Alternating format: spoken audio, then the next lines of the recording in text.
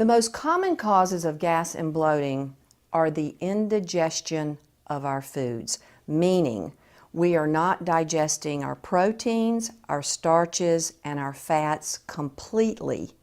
And those undigested foods sit in our digestive system and create gas and bloating.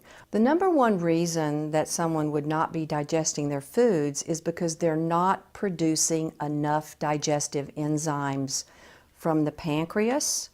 Another reason would be that, especially with carbohydrates, that they're not chewing their foods enough in the mouth, because in the mouth you have salivary amylase, which is the first stage of digestion of starches. So if you're just washing your foods down and not chewing them, then the first stage of digestion in carbohydrates is compromised.